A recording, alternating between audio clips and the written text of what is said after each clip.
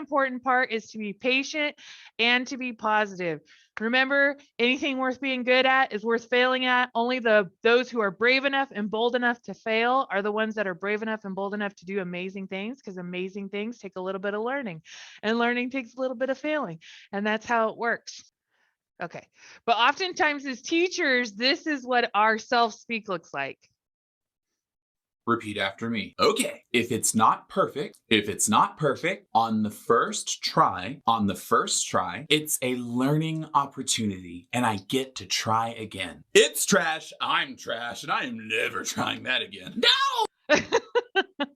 So we're going to not talk like that to ourselves. We're be kind to ourselves, patient with ourselves, and remember every failure, big or small, in front of a lot of people or a few people, in front of just ourselves, it's all a learning opportunity. That's how you learn. We'll go into our core priorities for BCSD. You can see that the core priority here is culture of togetherness. Together we achieve. We're a team, teaching and learning based off of student assets, where the students are and how we can build upon what they're able to do, and making sure that our learning is designed for all of our students and providing systems and supports to ensure that. Our vision is the coolest vision around. I love our vision. Most visions are very long. I don't even read them because I get bored before the end. But our vision is very cool. We want to be the model of educational excellence, equity, and innovation. Who doesn't love that stuff? So our mission is to educate all students to the highest levels of excellence to become collaborative, creative, and critical thinkers. And those are 3 of the 4 C's of 21st century learning. Okay, our learning intention. We will learn how to use our new equipment for instruction, and we'll know we're successful when we can manipulate and set that equipment up. So what equipment are we going to get? Well, just a little bit of background knowledge. We had a hybrid task force composed of 50 teachers. 40 of them were elementary, 10 were junior high, 5 were special ed, 1 was dual immersion, and we had 5 site principals. We asked them to come together to answer 3 questions. The first question is, what kind of hybrid structures are there out there? We just got to look into what's available. Second question we wanted to answer is, what technology do we need to make sure we can utilize any of those structures if we need to? And then the third question that we had them answer is, what structure do we want to go with, and what's the schedule for that? So today, this is the result of the question number 2 that they answered as a task force. And that question was, what technology do we need? So the idea was, hey, we need 2 monitors. If we're going to be teaching our kids virtually, even in person, we need to be able to see our kids here, maybe Go Guardian here. We need to be able to see our presentation and our lesson plan. We really need those 2 screens. We said, okay, perfect. And then they also said, okay, but I don't always want to be tethered to my desk. That's really limiting my abilities. I need to be able to be mobile. So I need a wireless mouse and keyboard. And we said, okay. They said, well, I can't just walk around with a wireless mouse and keyboard. That's weird. And we said, well, weird is in the eye of the beholder, but yes, it's not that functional. So we made sure that we had a standing mobile desk to set our wireless mouse and keyboard on if we wanted to move away from our screens, but still control them and the smart board. And then the response was, okay, if we're far away from our computer, our kids can't hear us. Okay, let's get a lapel mic. We'll just change the sound input. Now you can unplug and they can hear you everywhere, but they can't see us. Well, they can now. So we have another webcam so you can point to anywhere you'd like and they'll be able to see you. Well, webcam's no good if you don't have a tripod. So now we have a tripod to stand that on. So that was the feedback of the hybrid task force. And these are the resources that we'll have today. So as we look at all of those tools in the chat, which piece of equipment are you most excited to learn about and use? Thinking of your kids, that's a perfect transition as you think about them coming back on Monday and you kind of visualize that. Okay, I'm going to be in my mask. I'm going to have my first day of school outfit on and they're going to be so happy to see me because I'm so cool. What's the one thing that kind of makes you happy as you visualize that? We are going to now move into our scope and sequence for the day. And this is what our day will look like. So we received 6 different items. The first 2 were that wireless mouse and keyboard and the table. The next two were the tripod and the webcam. And finally were the monitors and the mic. The first two items are plug and play. So I can actually show you how to set them up and use them very easily. The last two items, the monitors and the mic, they're a little different. So I'm going to show you a quick video about the monitors just to kind of familiarize you with it. So just with a show of hands, how many of you guys use Google Slides to present to your kiddos? All right, lots of hands. And then how many of you guys use smart ink tools to write on those? Okay, a few hands, but a lot less. So Jessica's going to show us all the cool tools that I used to use inside Notebook, but I don't use that software anymore. A lot of us don't. We use Google. So she's going to show us how to use all of those features and use Google at the same time. She's been a hit. Everyone loves Jessica. I'm not jealous of your guys' love for her. It's fine. We're fine. It's fine. We're fine. But she's the doll and we all enjoy her. So I hope that what she shares with us today is helpful and practical. First things first is our keyboard and mouse and our standing desk. So I am actually going to show you a short video and ask you to get your wireless mouse and keyboard wherever it is. So if you're not quite sure, go ahead and get up and get that. I'll play this video. You can kind of listen to it as you're searching for those tools. Every TK through 8th grade classroom at BCSD received a wireless mouse and keyboard along with a standing mobile desk to allow for ongoing adjustments and flexibility as we facilitate in-person and virtual instruction. Your wireless mouse and keyboard may have already been set up. In case they haven't, I'd like to walk you through the steps to do so. First, locate your Logitech box. Next, unbox the contents. You'll see your keyboard, wireless mouse, and USB dongle. Once removed, set aside and dispose of your box.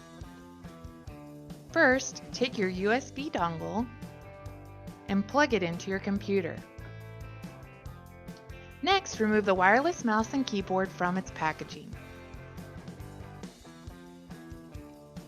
Now let's get our mouse ready to go. First, remove the protective film. Next, pull out the arrow that is serving as a barrier between the mouse and the batteries. Go ahead and remove the back of the mouse and check under the battery just to make sure there's no remaining parts of that barrier. Return the back of your mouse, make sure your switch is turned to on, and you'll see that the mouse is lit up green and it's ready to go. Now onto our keyboard. First, remove the protective film. And just like we did with our mouse, we need to detach that barrier between the keyboard and the battery. Remove the back of the keyboard, take out those batteries, and just ensure there are no remnants of that protective barrier there to prevent your batteries from connecting to your keyboard. Once all remnants have been removed, return the back of your keyboard. Ensure the power switch is toggled to on, and you will see the battery indicator glow green. You can unplug your current keyboard and mouse, or you can use your wireless keyboard and mouse in addition to the ones you already have. At the table so you guys can see me. So here I'm going to model for you what you should have. So you had your Logitech box. Hopefully everybody located that. And now the first step I want you to do is just make sure this thing will turn on and off. So make sure that those arrows are gone, that that the batteries are really pushed in. And then once you do that, I want you to turn your keyboard off and on. And when you do, it will light up green, letting you know, hey, it's getting power from those batteries. Now, it won't stay on green. Once you flip it to on, it just lights up for a sec, letting you know, yeah, it's getting power. So the first thing is to do that. And then after you do that, do the same thing with your mouse. So after you clear everything out from the battery area, just make sure it's all good to go. Flip that switch off and then on. And again, you'll get a green light. It will just be for a second. It won't stay there, but you just want to make sure it gets powered. So get those batteries on. Make sure batteries are in there. I see you, Julie. We're just talking about power right now, and then we'll move to that part. So check your batteries. Make sure they're good to go, and make sure that the light comes on. If the light doesn't come on, we got to get new batteries. Once you have turned your light on and off on your keyboard and your mouse, let me know in the chat, and then we'll go to our next step. So once those two things light up, just tell me in the chat. And once everything's powered on, then you should, if it's working, you should be able to move your mouse, and it will control the mouse on your computer. And you should be able to type on your keyboard, and it will control the text on your computer. So if you can with your mouse and your keyboard, awesome. Okay, very cool. Good to go. We don't want to just walk around with our keyboard and mouse, right? It's not very comfortable. So we got these mobile desks. They have casters on them. They have this cross base, which is really nice because you can kind of stand here, put it next to your hip, work on it, and it allows for that indent. Now for me, this would be very uncomfortable to work from. I'd kind of have to like, okay, guys, let's do this. And so that's not going to work for me. So what I can do is all I have to do is press this lever that's sticking out a little ways from that cross base. And when I press the lever, watch what happens. The design of this table is such that it's supposed to help us come up. We really want to save our backs, right? So it's really meant to make moving up very easy. But if it goes too high and I want to move it down, we got to put a little oomph in it. So if we want to move it down, we do the same thing and we depress that little lever, and we got to really lean with our body weight and move it down. Get your mouse and your keyboard, get that table to a level you like, move it in front of the smart board and see if you can manipulate your computer and your smart board from the front of the screen at a table height that is comfortable for you.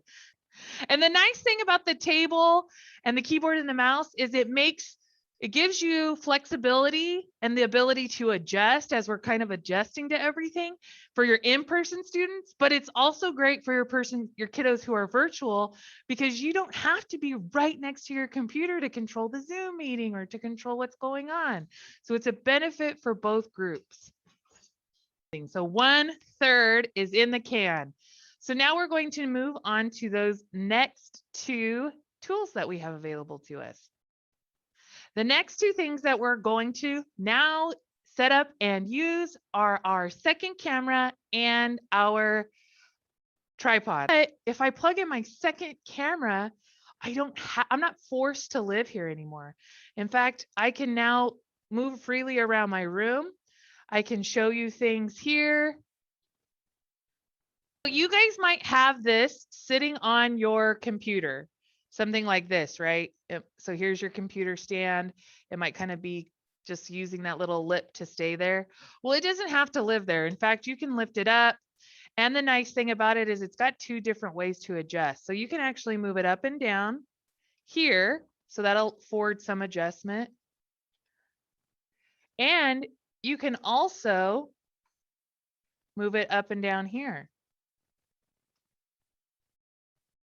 So that's very nice when it comes to being able to just put it in a position that best works for us.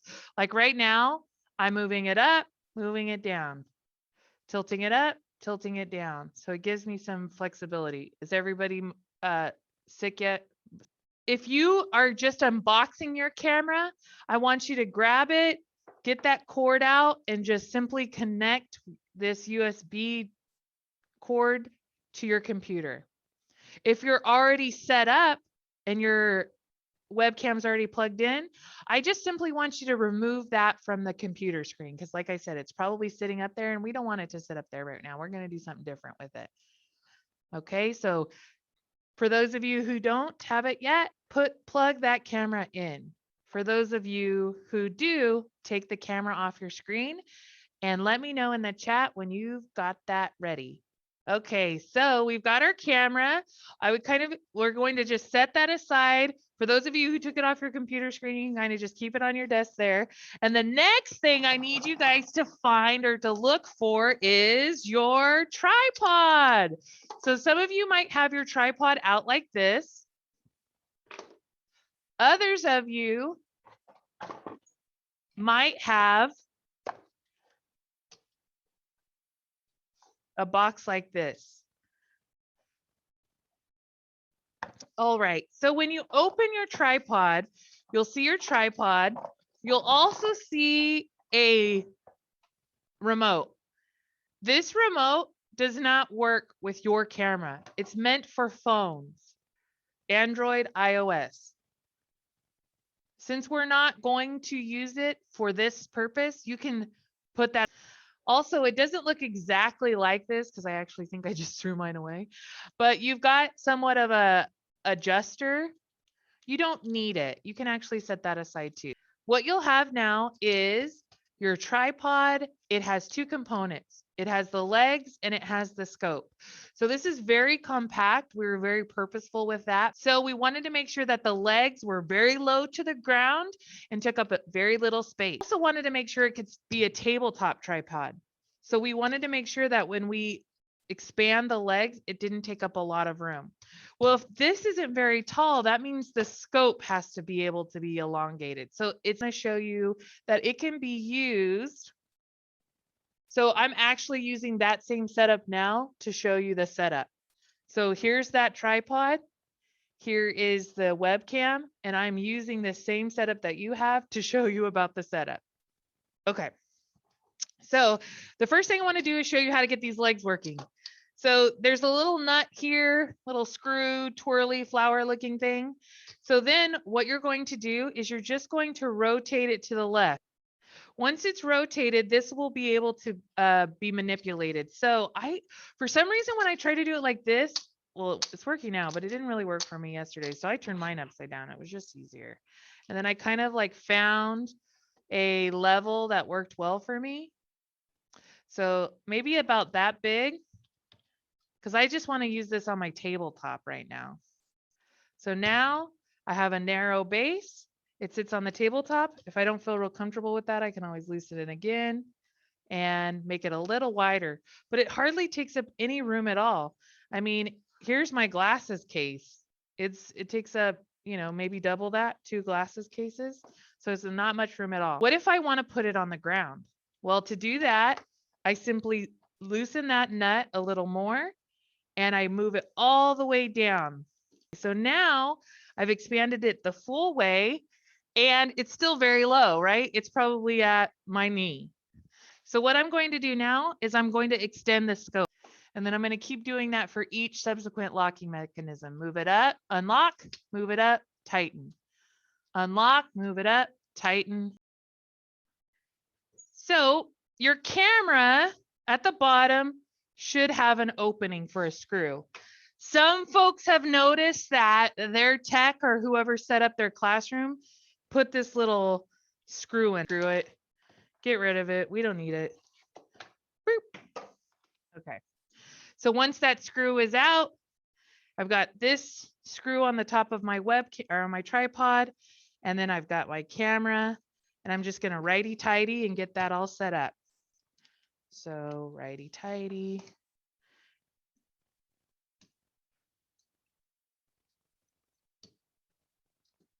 Kind of move that around.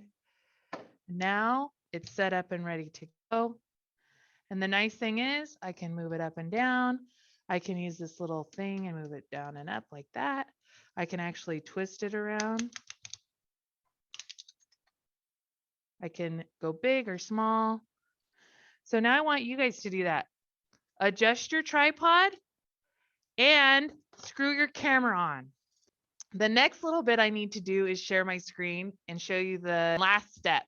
So say I decide, actually, this is a good example. So I decide that, you know what? Today, I'm going to share my screen and I'm going to manipulate it from the smartboard. And I don't want to sit at my desk. In fact, let me get my mobile desk and my keyboard over there. Beep, boop, boop, boop, boop. You guys can still hear me because I've got my wireless lapel on. All right. So I decide, you know what? I'm going to share their presentation. I'm going to change the camera because I don't want to sit down anymore. Oh, I'm going to teach over here today. Hey kids, I'm the coolest teacher. You know it. I know it. The world knows it. Let's begin. And now whatever I do to my smartboard, my kids will see because I'm literally just controlling my computer screen from my smartboard. That includes using my keyboard and mouse. So I can do that all from here, all standing up. The teachers who piloted it said it made it feel more natural when they were teaching. They felt more energized.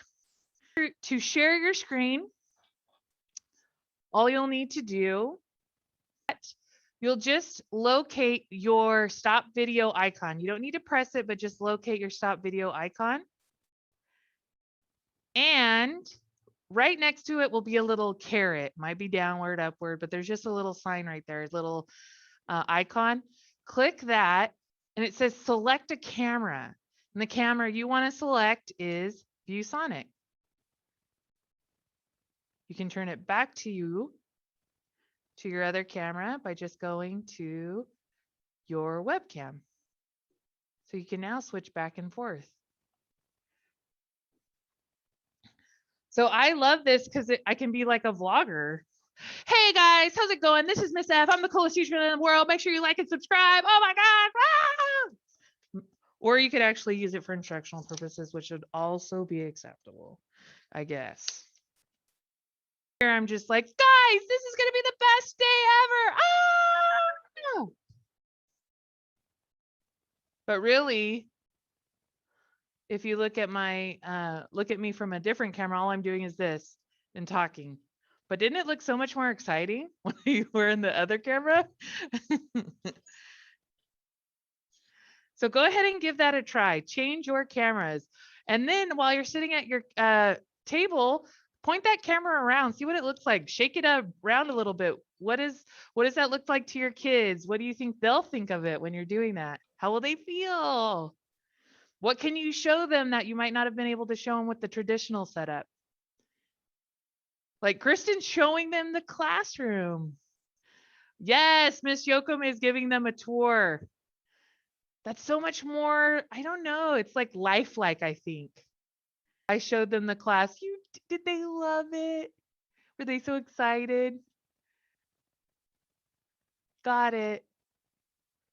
Oh, absolutely. We now can use our wireless mouse and keyboard and our standing desk. We can also switch our cameras and use our tripod. So we've got 2/3 of our new equipment mastered. We could give PDs on it. We're experts. We're superstars. We're rock stars. We're earth changers. I don't know. I'm running out of compliments to give us, but if you think of any, let me know. So the last two things I want to talk about are our screen and our lapel mics. So what I'm going to do is I'm going to give a little overview of the lapel mic setup. So for those of you who don't have it set up, that will allow you to somewhat get it set up. And don't worry, because those of you who don't have it set up, you still probably need to understand the component parts. If you find that I'm going too fast and it's frustrating, hands off, just watch. And just know, once you're ready to go back to it and take some time, you can just go to go.bcsd.com/hey, and all of the instructions will be there, including the lapel, mic, and classroom audio. So everything I'm about to do is right here. And all you have to do is go to go.bcsd.com/hey. Okay, we're going to hit the lapel mic.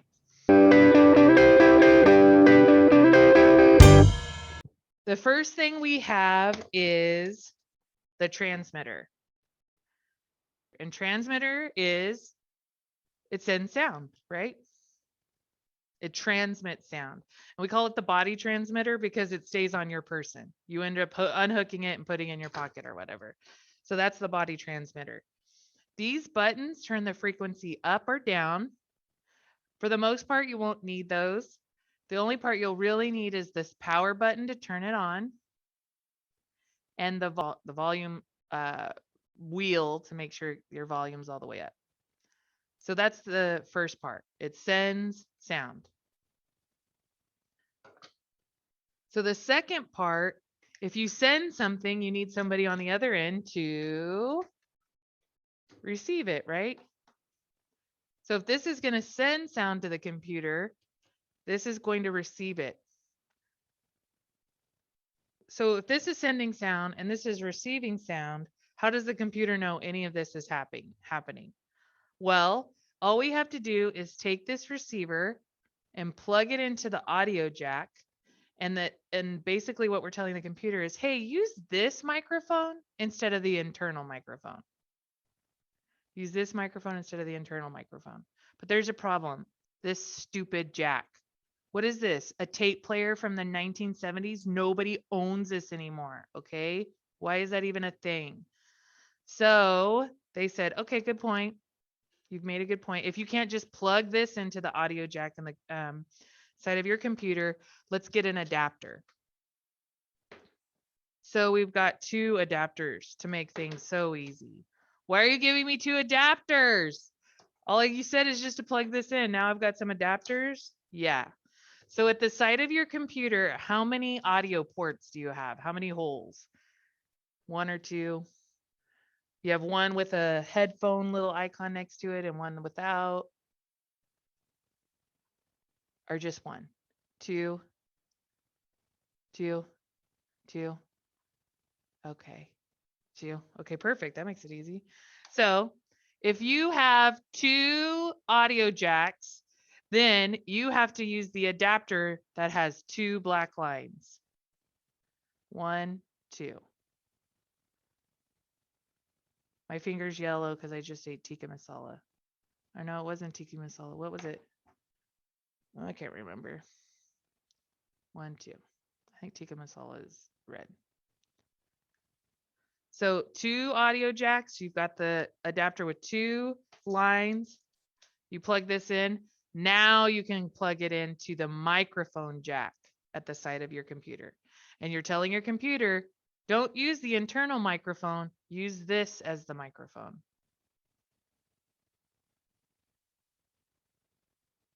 So when you don't want to use it anymore, you just unplug it out of the audio jack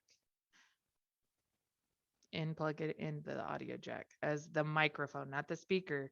The speaker will have those headphones on it. You want to make sure it's in the microphone jack. So that's your receiver. And now it's telling the computer to take this sound instead of the sound from the internal microphone. So that's pretty good, right? We got that. We got that under control.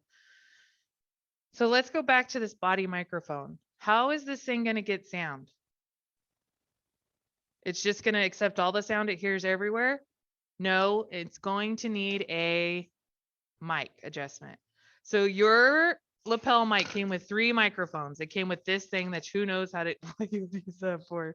I don't know why this one makes me laugh because it's just so silly. Like, who's going to use that? I don't know. Then there's this lapel microphone. And the lapel microphone was the one I thought I would like the most because you could just clip it here and then it's ready to go.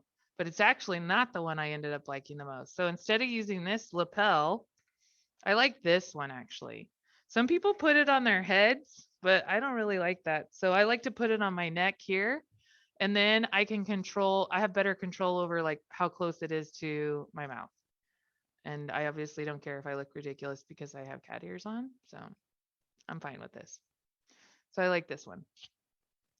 So once you decide which microphone source or microphone you like, then what you're going to do is in your transmitter, your body transmitter, you're going to want to connect that mic so that it knows to pick up your voice, not all the voices everywhere. And now I tightened it, rotated it, clockwise, righty-tighty. And now we're ready to send sound. We have a microphone to collect the sound.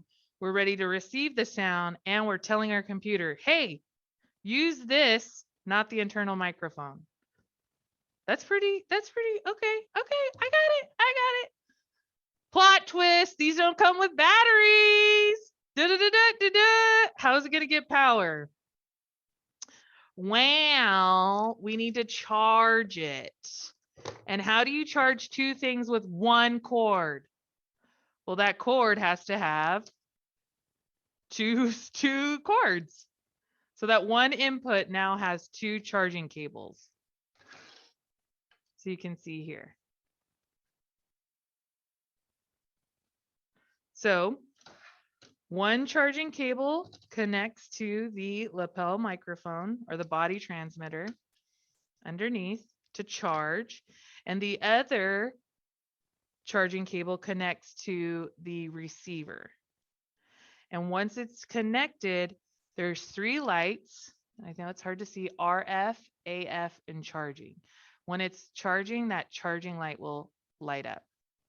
Okay, now stuff should be charging at least. So if this is the way you've got it set up, were you guys able to find this hand part, this body transmitter? Okay, now let's get it set up. So we know all the parts, we know how they work, we kind of understand it conceptually. Let's get this thing going. So the first thing is we want to get on is the receiver. The receiver is pretty much always going to stay on the charger. There's really no reason to take it off. And so it can just stay plugged into the charger. Now, once you locate your receiver, turn it on. And when you turn it on, the RF light will light up. Now, this is not charged, so it's not doing it. And the RF means it's ready to receive frequency. Like it's ready to hear something. It's good to go. It's got a red light there. So go ahead and find that receiver, press the power button, and see if your RF light is lighting up red. So I just wanted to reiterate that all you have to do to get this to work is to plug that into the audio jack, because you don't have to press a button or anything. You just say, hey, computer, this is now my microphone. Don't use the internal microphone. If you don't want to use this, you just unplug it, because now you want to use the internal microphone. So this is the key to the computer recognizing this sound as the input. So other than that, all you'll have to do is turn on your body mic, turn it up. It will transmit the sound. This will receive the sound, and it's telling the computer to use this sound source. And if you don't want to use it, all you have to do is simply unplug it from that audio jack. And what I like to do is I like to join the meeting on my phone. So I'll start a Zoom meeting. I'll join the meeting on my phone, and then I'll mute my phone, because all I want to do is hear what my kids hear. And then I'll walk around the classroom and say, like, can you hear me now? How does this sound? How does this sound? How does this sound? And then I can hear what they're hearing. And I make sure to hit mute, so I'm not hearing myself through the phone. I'm actually hearing on my phone what this sounds like. So I like to do that instead of being like, can you guys hear me? Is this better? What about now? What about now? So it's just easier for me to test it with my phone. And then you can hear your own sound quality.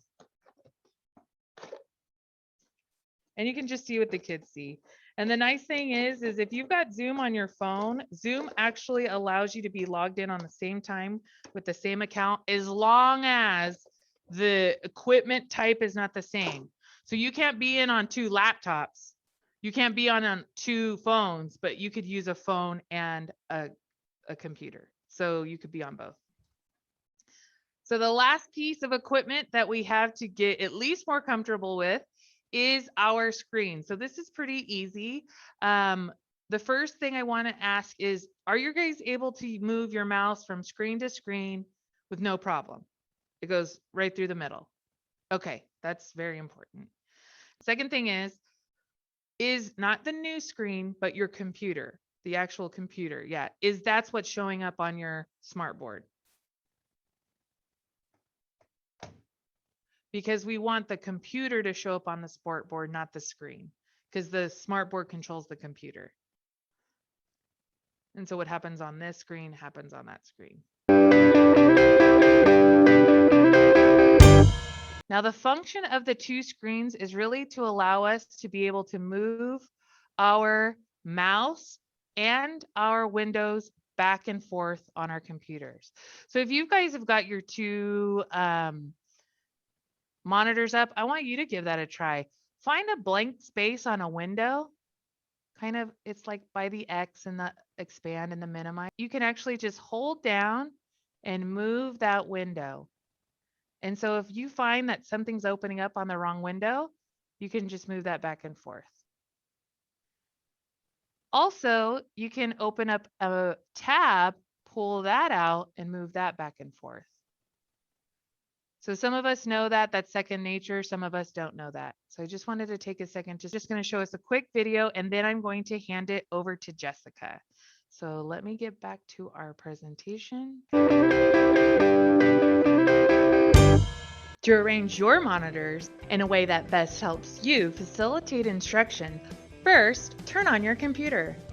Next, turn on your second monitor by pressing the power button at the bottom right-hand side. Finally, turn on your smartboard. The informational technology technician that has set up your second screen has ensured that you can easily navigate both screens simply by shifting your mouse from one screen to the next. The technician has also ensured that whatever is shown on your first screen is displayed on your smartboard, meaning that whatever is on your smartboard shows up on your first screen.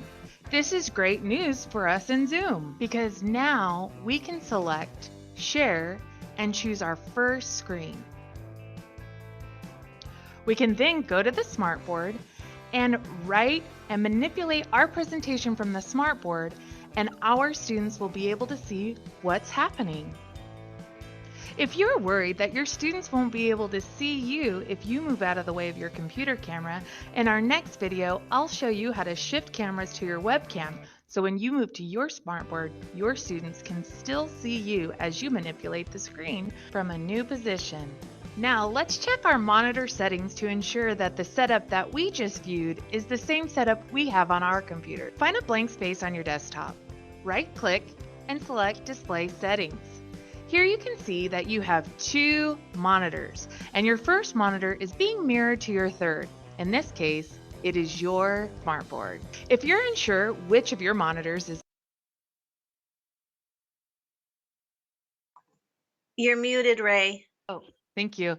This is just for your information. There's nothing you're going to need to take away and do with this. This is just kind of familiarize you with what the setup is. Being displayed on your smartboard, simply select Identify, and it will tell you which monitor is serving as both 1 and 3. To further confirm your settings, scroll down, identify multiple displays, and you can see here that your multiple display setting is duplicate desktop 1 and 3. You can now exit out of this window by selecting the X at the top right-hand side and begin using both of your monitors.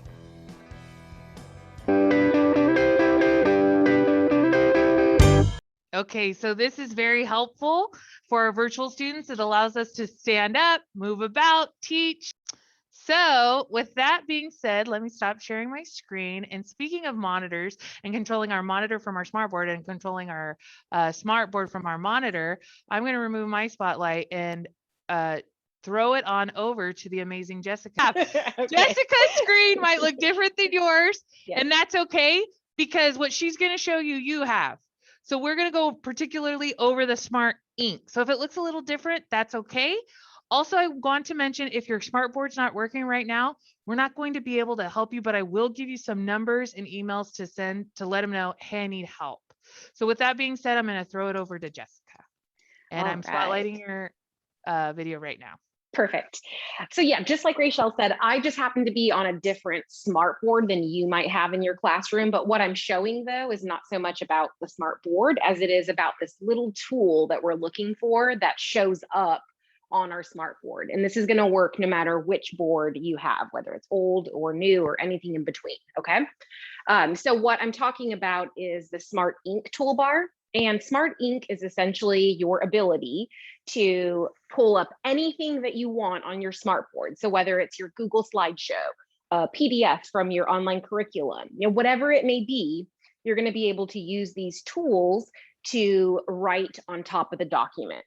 Now, not only can you just write on the document, but there are presentation tools that are available as well that will let you spotlight information, use a screen shade to hide things on the page and reveal them, when you see best fit.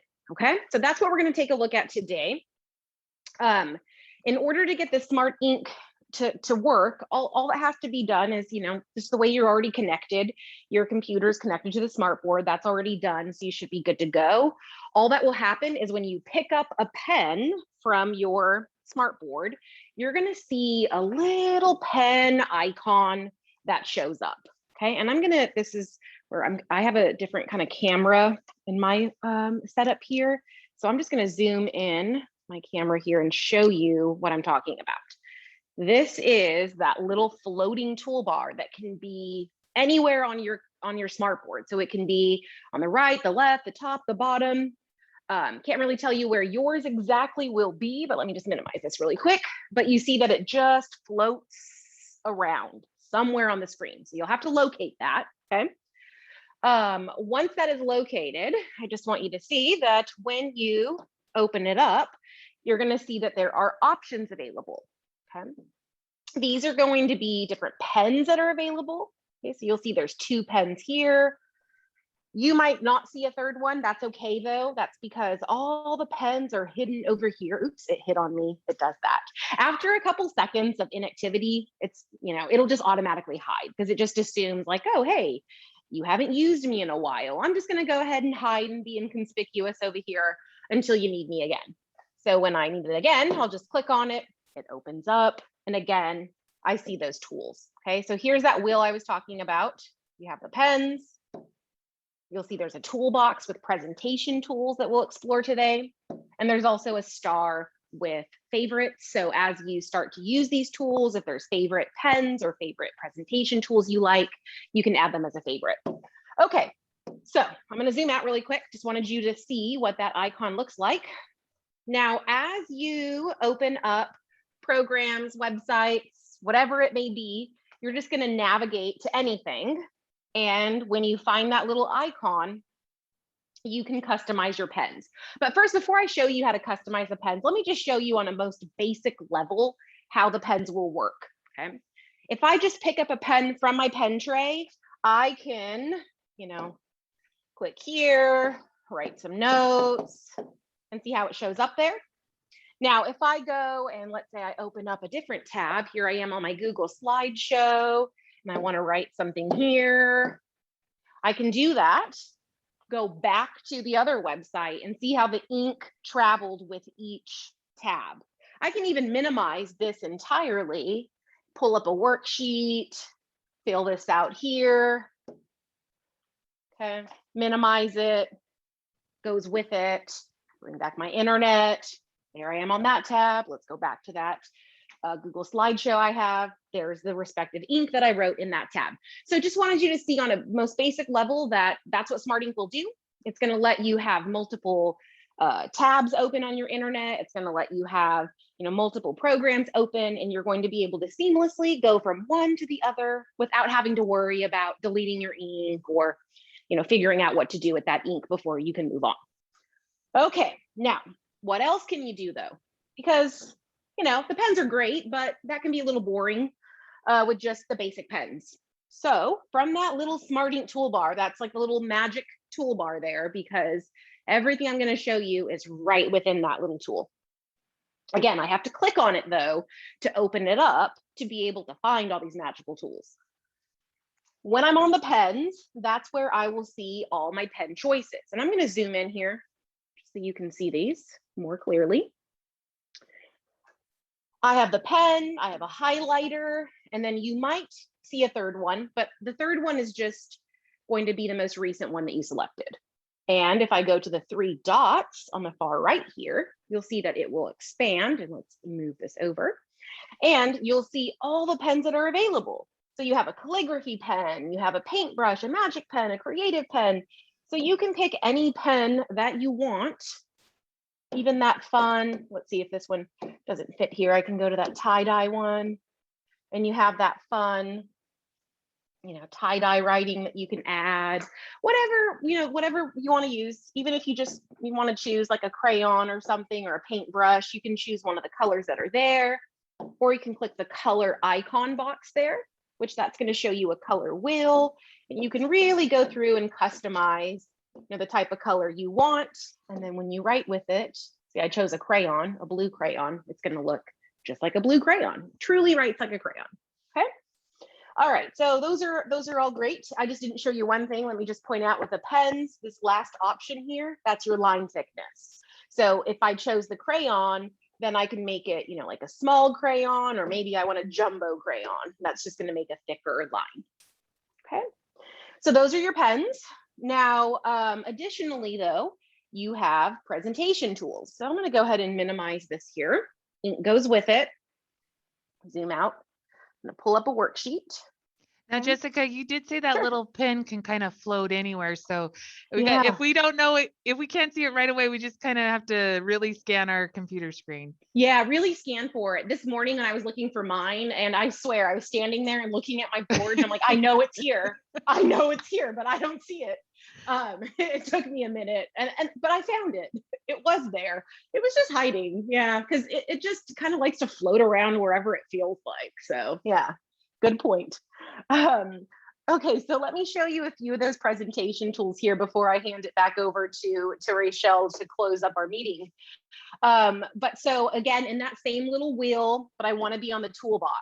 There are 3 tools here that I can use. And when I talk about these tools, I have a spotlight, I have a magnifier, and I have a screen shade. Now, I'm doing this on a PDF here. You can be doing this on your Google slideshow. This can be on something you put under your document camera in your ImageMate software. You can be using these tools.